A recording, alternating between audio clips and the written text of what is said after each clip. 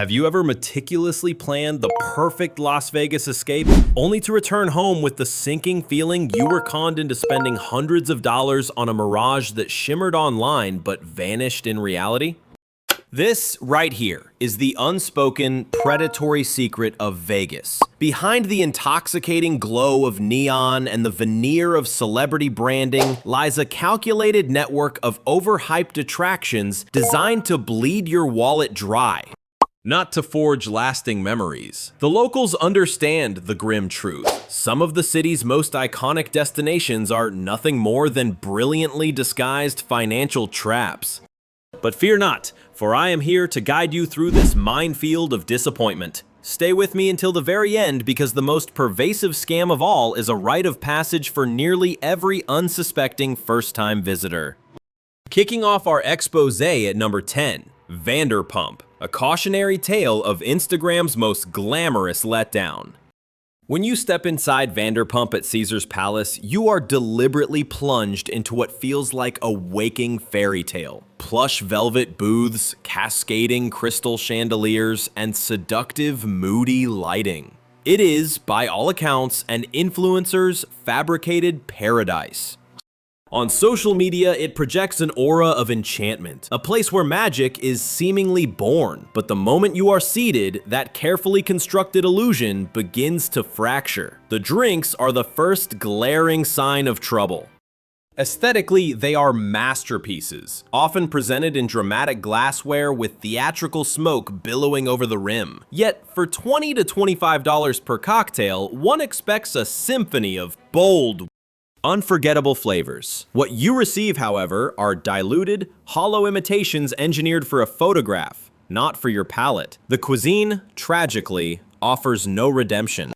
Insiders reveal it's a game of chance, with entrees that read like poetry on the menu but materialize as glorified bar food at twice the justifiable price. And then there is the atmosphere itself. Tables are so tightly packed that the experience feels less like a chic Parisian hideaway and more like you're dining on a cramped, chaotic movie set. The design is undeniably breathtaking, but the establishment is utterly devoid of a soul. The consensus among countless visitors is a hauntingly familiar refrain. It was beautiful, but I would never go back. This reveals a much larger, more cynical formula at play in Las Vegas. The celebrity name leveraged against an artificially inflated price. Tourists see a renowned brand, be it Lisa Vanderpump, Bobby Flay, or Gordon Ramsay, and instinctively assume they are about to partake in a world-class culinary event. The stark reality is often fast food quality masquerading at a fine dining cost.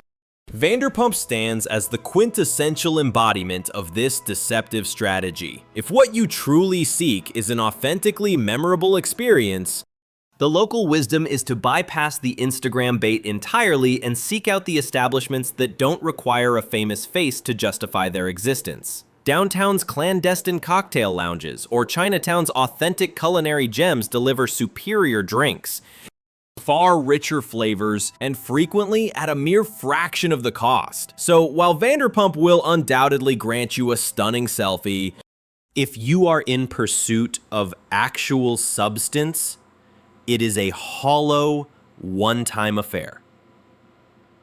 And if you find that price tag offensive, just wait until you discover the next Vegas must-do that pilfers your time before it even begins. Number 9, the Sphere Walk, an exercise in pure hype with absolutely no payoff. From a distance, the Sphere appears as an artifact from a distant science fiction future. By night, it pulsates with light, shifts through a kaleidoscope of colors, and even morphs into a colossal basketball or a grinning jack-o'-lantern. Visitors gaze upon it from the strip, and an inevitable thought takes root. We must walk over there and witness it up close. But any local will deliver the unvarnished truth. Do not squander your time on a pilgrimage just to stand at its base. Here is the sobering reality of that journey. The Sphere is a grueling 45-minute trek from the core of the Strip. Upon your arrival, you are confronted with a shocking emptiness. There are no shaded retreat No engaging interactive displays, and no unique photographic angles beyond the same monotonous concrete foreground. Up close, the hypnotic giant orb you marveled at from afar dissolves into nothing more than a massive, uninspired wall of dull, lifeless panels. Tourists are often seen taking a single, awkward selfie before immediately retreating, baffled as to why they ever abandoned the air-conditioned sanctuary of the casinos for a blistering expanse of pavement. And we cannot ignore the brutal desert heat. During July and August, daytime temperatures soar past 110 degrees Fahrenheit. Locals can only shake their heads in disbelief as they watch processions of sweat-drenched tourists trudge toward it, only to stagger back to the strip, sunburned, dehydrated, and deeply frustrated. If your time in Vegas is limited to a few days, this is an investment you can never recoup. Now, in the interest of full disclosure, the experience inside the Sphere is an entirely different universe. Locals universally praise the shows, the mind-bending immersive visuals, the pristine acoustics, the way the 360-degree screen completely consumes your senses. U2, the Eagles, Postcards from Earth, these are truly once-in-a-lifetime spectacles, worth every single penny of the admission price. But the exterior, it's merely a billboard, and the price of admission is your precious time and physical energy. The truly intelligent maneuver is this: admire the Sphere from a comfortable distance. The most breathtaking views, it turns out, are from the Strip itself, where the Sphere's luminescence merges with the iconic neon tapestry of the Vegas skyline. Capture your photograph from there, then spare your legs and perhaps your sanity for an attraction that genuinely delivers on its promise. Because if you believe squandering 45 minutes trekking to a concrete orb was a misstep, just wait until you discover the next supposed paragon of Vegas romance, which could set you back $150 for a boat ride inside a shopping center. Number 8. The Venetian gondola rides, where romance is tragically lost amidst retail. At first glance, it presents as the very essence of a Vegas fairy tale. You and your beloved, drifting serenely beneath quaint stone bridges, serenaded by an Italian gondolier singing O Sole Mio. The ambiance is soft, the water glistens, and for a fleeting moment, the reality of the Nevada desert melts away. It sounds like a dream, doesn't it? Well, that illusion shatters the instant you realize you've just paid $40 per person to float through what is, in essence, a glorified mall canal.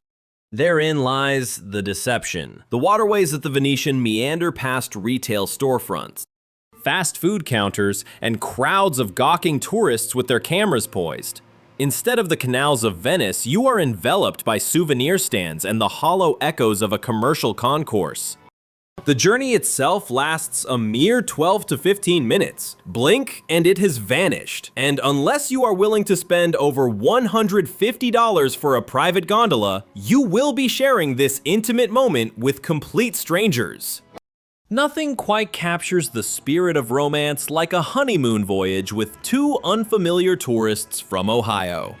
Locals quip that the gondolas are less about forging timeless memories and more about meticulously staging photographs, and their assessment is brutally accurate.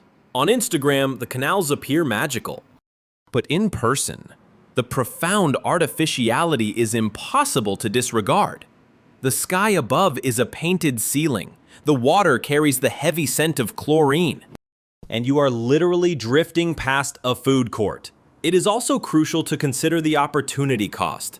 For the exact same price, you could summon a cab to downtown and immerse yourself in the authentic character of Fremont Street, or savor a handcrafted cocktail at one of the city's clandestine speakeasies. Better yet, you could allocate that money toward a show or a dining experience that feels genuinely special, not merely staged for effect. Now, in the interest of fairness, if your sole objective is that one extravagant once-in-a-lifetime Vegas snapshot, perhaps the price is justifiable. But do not deceive yourself. It is a photo opportunity, not a profound experience. And once it is done, you will likely feel no desire to ever repeat it. Still, the gondolas at least offer some semblance of performance and motion.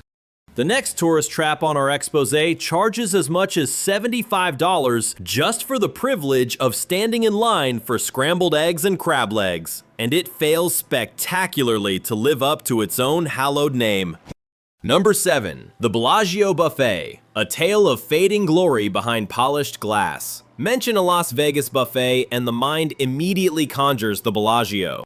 Its reputation is legendary, is it not? The magnificent fountains, the opulent hotel, the pervasive aura of luxury, it all primes you for a dining event as iconic as the landmark itself. But the moment you step inside the buffet, a stark reality intervenes. This is not the 5-star culinary utopia you were led to imagine. Here is the analytical breakdown. Prices begin around $55 for a weekday brunch, escalating to nearly $75 on weekends and holidays. And that's before a single drink is added. For that level of investment, one would rightfully expect world-class gastronomy, inventive culinary creations, and impeccable service. Instead, you are met with long queues, congested tables, and food that is far more impressive to the eye than to the palate. Assuredly, the selection boasts prime rib, crab legs, sushi, and pastries, but the flavors are frequently muted, sometimes served cold, and almost never memorable. Residents who have experienced it will concede that it is fine, but Las Vegas is not a city where you should ever pay $70 for simply fine. It is the culinary equivalent of purchasing a designer handbag only to discover it is crafted from the same material as a generic brand from a discount store. And there is another critical flaw.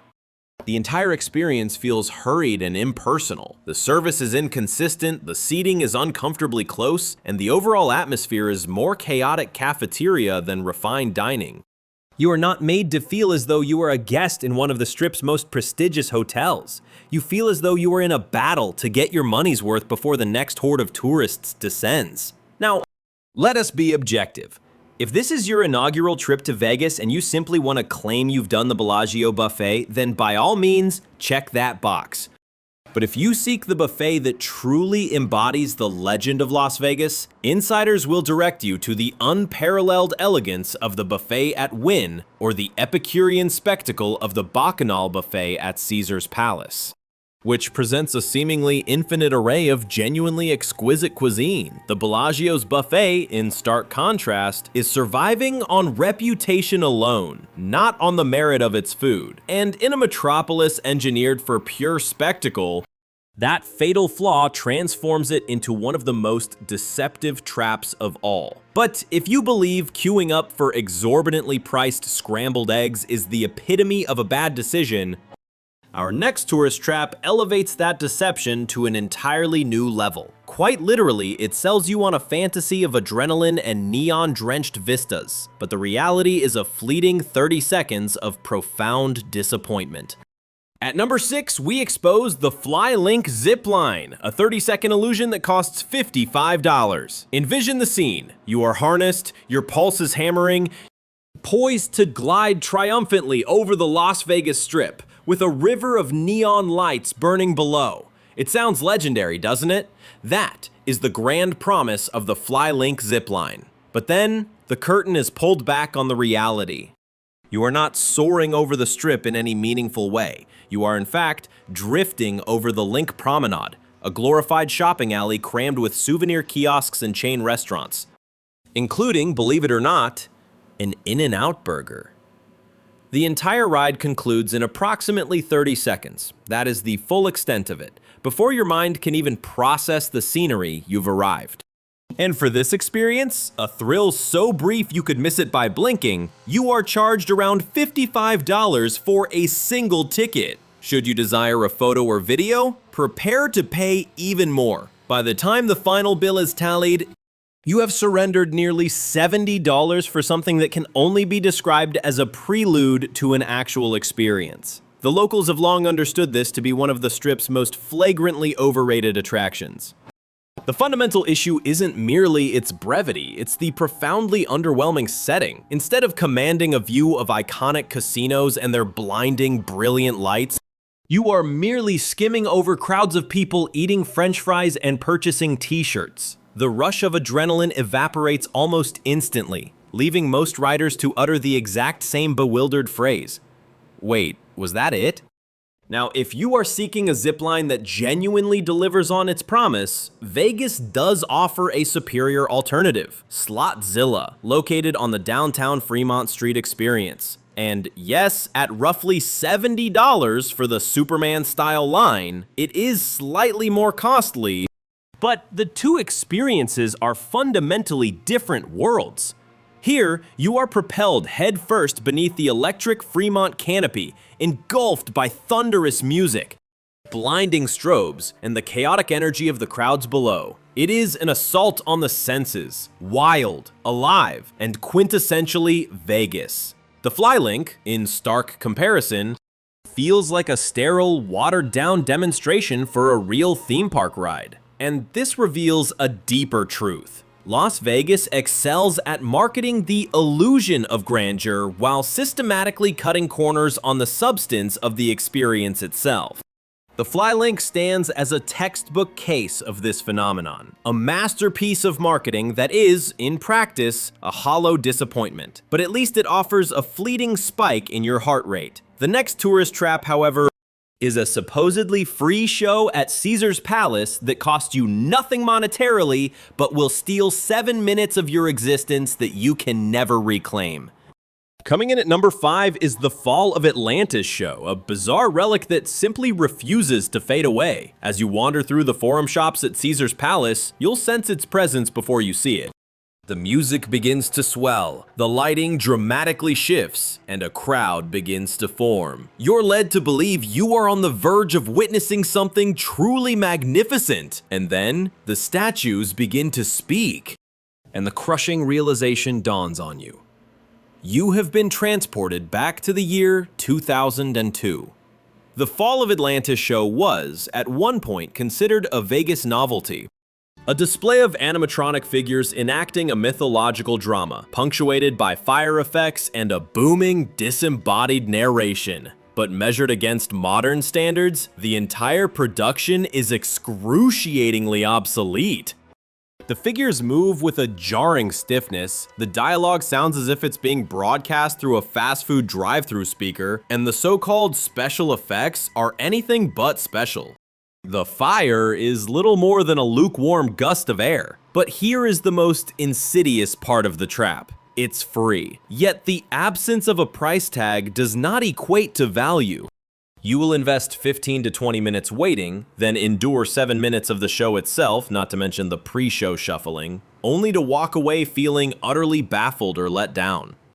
It has become a running joke among locals that the true spectacle is found in watching the expressions on tourists' faces morph from eager anticipation to an awkward, stunned disbelief.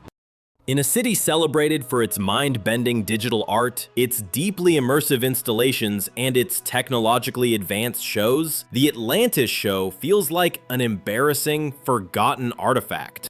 Juxtapose this with an experience like Omega Mart at Area 15, a surreal, perception-altering art installation that can captivate you for hours on end. Or the breathtaking Arte Museum at City Center, with its colossal digital landscapes of nature. True, these will set you back about $50 a ticket, but unlike Atlantis, they deliver an experience that leaves you with memories you will actually want to preserve. So, should you find yourself drawn to a gathering crowd at Caesars, thinking you're about to see ancient gods wage war with Hollywood-level pyrotechnics, save yourself the trouble. The only thing truly epic about this display is the sheer scale of its obsolescence. And yet, as unbelievable as it sounds, the illusion of a freebie might soothe a minor letdown. But what happens when you pay a steep $90 or more for a Vegas headliner promising a revolution in magic, only to be met with literal smoke and mirrors? At number 4, we dissect the Criss Angel Mind Freak experience, a spectacle that delivers far more smoke than it does magic. If you have ever set foot on the Strip, you have been inundated with the imagery. Criss Angel's Mind Freak emblazoned across billboards, vowing to deliver the most mind-bending magic show in Las Vegas. The marketing campaign is an inescapable blitz, from taxi toppers to hotel corridors. But listen closely to the locals and they will reveal the truth. Behind the colossal hype lies a performance that leaves the vast majority utterly underwhelmed. With tickets commencing at $90 plus fees for a 90-minute production, you're led to believe you've purchased a ticket to relentless edge-of-your-seat illusions, are you not? What you receive instead feels more akin to a rock concert with magic sprinkled in as an afterthought, featuring overwhelming music, pyrotechnics, and lengthy pre-recorded video segments. Everything is engineered for scale and flash, but a critical element is missing. The moment that makes you lean forward and gasp, "How did he do that?" And this reveals the core of the problem. True magic hinges on a sense of intimacy, the shared belief that something impossible is unfolding before your very eyes. But Mindfreak systematically drowns that delicate connection in a sea of lasers and smoke machines. In place of genuine awe, the audience is subjected to a state of sensory overload. Those who know, the locals, describe it as profoundly impersonal, as if Criss Angel is performing at you, not engaging with you. In fairness, the most devout fans of Angel might still appreciate the sheer theatrics, the nostalgic elements, and the grandeur of the spectacle. However, if your quest is for genuine, masterful sleight-of-hand brilliance, Las Vegas has far superior secrets to share. Paranormal at Horseshoe, for instance, delivers chillingly interactive illusions for a mere fraction of the price. Meanwhile, Shin Lim at the Venetian masterfully blends narrative with flawless dexterity in a way that feels like authentic magic. These performances don't require blaring guitars to make your jaw hit the floor. So the revelation is that while Mindfreak may appear gargantuan on a billboard, it critically fails to deliver where it counts.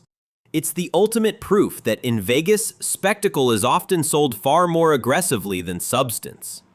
And if you found that revelation disappointing, our next tourist trap inflicts an even deeper sting, for it is tied to one of the most celebrated television shows of the past decade, luring fans across thousands of miles, only for them to discover it's little more than a gift shop. Our number 3 exposé, the gold and silver pawn shop where the magic of television evaporates on contact. If you've ever been captivated by Pawn Stars, the thought has surely crossed your mind. Next time I'm in Vegas, I'm going to that shop, and you would be one of millions on that same pilgrimage. The gold and silver pawn shop has reigned as a reality TV landmark for over a decade, drawing a global audience. But here is the unvarnished truth that locals have always known. On site, the enchantment vanishes with astonishing speed. First, let's analyze the scale. On television, the store is presented as a cavernous treasure trove, brimming with eccentric artifacts and rare coins, and one-of-a-kind memorabilia. In reality, the shop is shockingly small. Most visitors are in and out within 10 to 15 minutes. If a line has formed outside a common site, you will spend significantly more time waiting than you will browsing. The second disillusionment concerns the people. Tourists pour in, harboring fervent hopes of meeting Rick, Corey, or Chumley. But here is the critical spoiler. They are almost never there. This is a functioning pawn shop, not a soundstage. There is no filming, no candid interaction, no opportunity for a selfie with the stars. What awaits you instead is a brief tour of display cases and a formidable wall of branded merchandise. And perhaps the chance to purchase a souvenir t-shirt. Now, this is not to suggest there is an absolute void of appeal. Die-hard fans might find a thrill in seeing items featured on the show or examining the jewelry. And yes, there's a certain novelty in claiming you've been there, but for the majority, it's a 5-minute detour that in no way justifies the pilgrimage. And here lies the larger revelation. Las Vegas excels at transforming screen legends into tourist destinations. But all too often, as is the case here, the physical experience is a pale imitation of the broadcasted image. Locals will confide that if you seek truly unique shopping, you must venture to the antique stores and oddity shops in the Arts District. They offer genuine character and, crucially, no line out front. So while Pawn Stars endures as compelling television, The real-life shop is, at best, a momentary photo op. And if you think that's anticlimactic, just wait until you've driven 25 minutes into the desert for the next Instagram-famous hotspot, only to discover rattlesnake warnings and an art installation whose future is anything but certain. Number 2. The Seven Magic Mountains, a sweltering, dust-choked detour engineered for a fleeting selfie. You've been saturated with the images. 7 colossal stacks of neon-painted boulders erupting from the Mojave Desert floor. They are an Instagram phenomenon. Vibrant, surreal, almost alien. And for this reason alone, the Seven Magic Mountains have ascended to become one of Las Vegas's most popular side quests. But here is the revelation from those in the know. Once you actually stand there, the experience is shockingly, profoundly underwhelming. For starters, the disillusionment begins with a 25-minute drive south of the Strip. Upon arrival, you are greeted by a barren, dusty parking lot offering no shade and no restrooms. A short, unremarkable trail leads you to the rocks. You snap your photos, meander for 10 to 20 minutes, and then it's over. There is absolutely nothing else. No visitor center, no amenities. There is no escape from the relentless, blazing desert sun. In the summer, the heat routinely surges past 110 degrees Fahrenheit, rendering the area almost uninhabitable. And yes, there are explicit rattlesnake warnings posted on the premises. The installation itself is undeniably striking, but it's the empty context that shatters the magic, surrounded by an immense desert void. The boulders feel less like a destination and more like forgotten props on a massive empty stage. Most visitors depart with the exact same lament. It looked better in the pictures. And here is the critical piece of intelligence most tourists are missing. The lease for this site is set to expire in 2026. There is serious discussion about relocating the entire installation to Reno, meaning in just a couple of years, this famous must-see attraction could vanish from the Vegas landscape entirely. So, is it truly worth the journey? If you are a die-hard art lover or desperate for that one Instagram shot, perhaps. But for the vast majority, it is a long, grueling, hot detour for a payoff that lasts a mere 15 minutes. Locals will reveal that a far more authentic desert experience awaits at Red Rock Canyon or the Valley of Fire, places where the landscape itself is the breathtaking art, not merely a painted stack of rocks. The Seven Magic Mountains ultimately prove a difficult truth. In Las Vegas, what appears spectacular on a screen often feels hollow and insignificant in person. And speaking of photo ops, the most iconic of them all, the famous "Welcome to Fabulous Las Vegas" sign, may in fact be the single greatest drain on your time in the entire city. At number 1, the "Welcome to Fabulous Las Vegas" sign. It is legendary, but it is also an exhausting ordeal. This is the photograph every first-time visitor believes they must have, standing beneath that glowing, historic sign, arms outstretched, signaling to the world their arrival in Sin City. It is iconic, it is free, and it feels like an obligatory rite of passage. But consult any local, and they will reveal that this sign is the single most overrated and exhausting tourist trap in town. Here is the breakdown. The sign is stranded at the far southern tip of the Strip, making it a considerable trek from most hotels. Once you finally get there, the brutal reality hits you. There is no shade, no functional crowd control, and depending on the time of day, you could be languishing in line for 30 minutes or more under the punishing Nevada sun, all for a single photo. During July and August, when temperatures climb beyond 110 degrees, that wait feels less like a vacation and more like you are being slowly cooked inside a massive oven. And when you finally reach the front, you have a window of about 30 seconds before the next group is breathing down your neck. You can forget about a leisurely, creative photo shoot. You are rushed, scrambling through poses while a stranger fumbles to take your picture. Add to this the blinding sunlight, the roar of traffic from Las Vegas Boulevard, and the overwhelming chaos.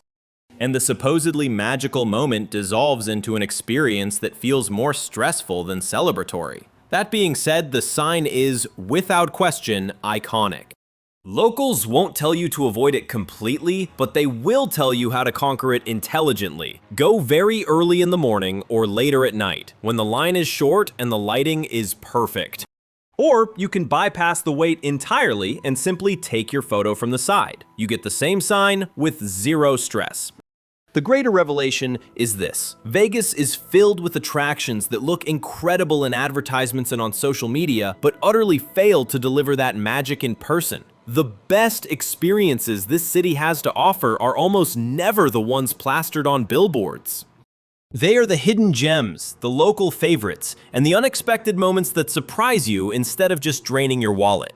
So, there you have it. A revelation of 10 of the most overrated tourist traps in Las Vegas. From overpriced gondolas to buffets well past their prime, locals know with certainty that these spots are not worth the hype. My final analysis and advice: do not fall for the glossy marketing. Explore deeper, spend smarter, and you will discover the Las Vegas most tourists never get to see. But now I want to hear the truth from you. Have you ever been profoundly let down by a Las Vegas attraction? Share your story in the comments. I am always eager to read your experiences. If this critical analysis has shielded you from squandering your fortune or your invaluable time, then secure your place for our next revelation. Engage that like button and subscribe. Las Vegas may be a theater of illusions, but our solemn promise is to deliver the unvarnished, undeniable truth.